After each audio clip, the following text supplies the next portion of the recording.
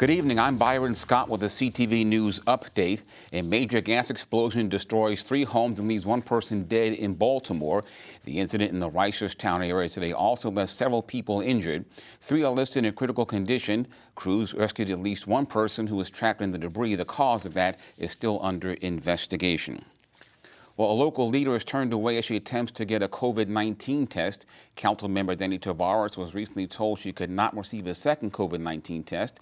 The health department currently has a 1 test per person policy at its county-run testing sites. The lawmaker tells CTV News she was surprised by the decision. And the thing is that nobody informed me at the previous time that there was a 1 test rule.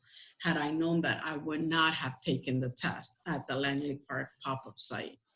And so, and I would have waited for when I was exhibiting symptoms. But at the same time, I kind of feel that in an area where we are highly exposed, given the nature of our jobs, whether we are out in the community a lot, or somebody who's an essential worker, somebody who doesn't have insurance, we need to make sure that we are providing the least amount of barriers possible to individuals to obtain the number of tests that they need, however times they need, especially in hard-hit districts. According to the health department, retesting in the county is done on a case-by-case basis. Residents must meet certain criteria. A demonstration is planned for this afternoon at the University of Maryland. A caravan of cars is expected to drive around the campus to protest the university decision.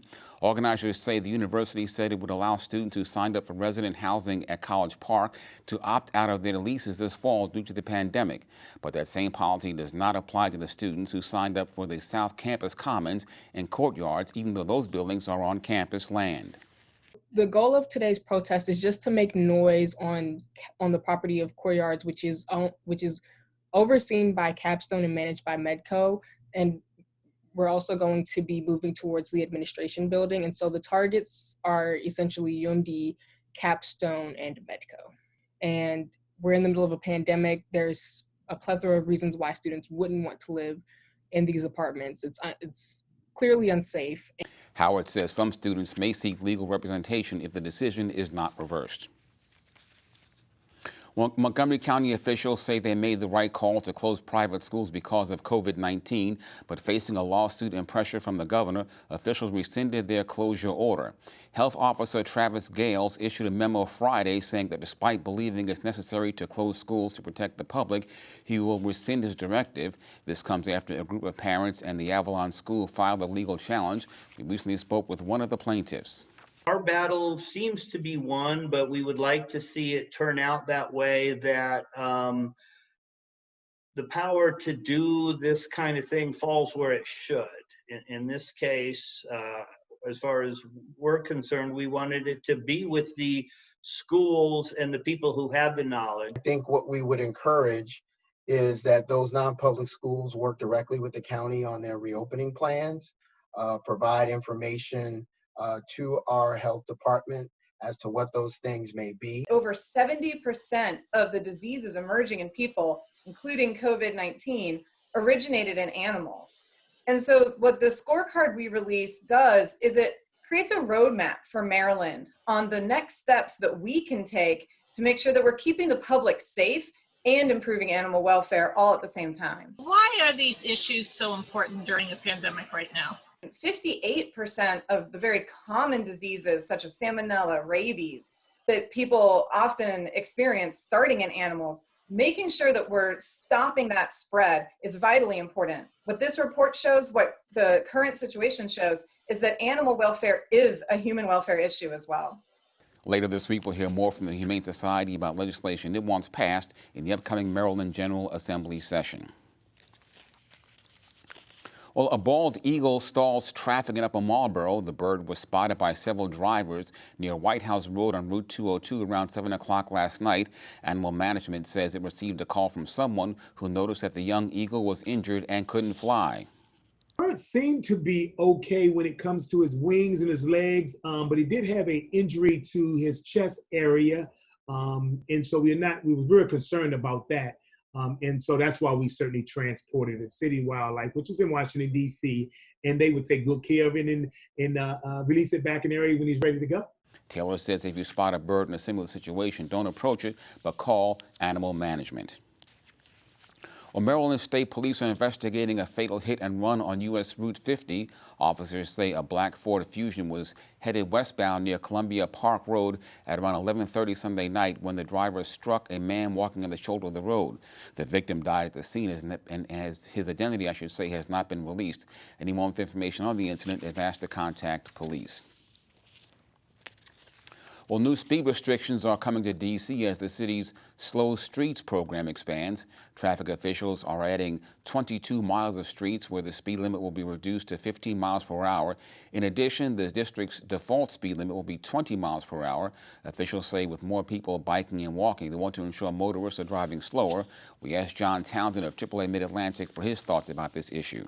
They're going to expand the Slow Street concept to 22 miles by September 1. Our concern is we have not had public buy-in. There have not been any public hearings on this. It's been done by fiat across the board with 1 or 2 notices to go to certain members of the press. We understand the need for greater safety, but the question at the end of the day, is this data-driven? Does it have public buy-in and public feedback? And will it make our vulnerable users more safe? And that remains to be seen. New speed limit signs will begin going up this week. Well, police are investigating a homicide in Edmonston. The victim is 60-year-old Jeffrey Windsor. According to investigators, police responded to a home on the 4900 block of 52nd Avenue for a welfare check on Friday. Windsor was inside the home with critical injuries. He was pronounced dead at the scene. Anyone with information is asked to contact police in that case. Well, employees at the Maryland Office of the Public Defender vote to join the state's largest union. Potential layoffs and staff shortages prompted the unionization effort, according to Maryland Matters. AFSCME Council 3 represents 28,000 state workers in Maryland. The Public Defender's Office has the potential to add another 700 lawyers and social workers. Employees say the workload is so large that they can't provide adequate representation for their clients. They also say they don't have a voice in decisions related to work during the pandemic. Fewer people may be flying these days, but more and more of them are packing guns.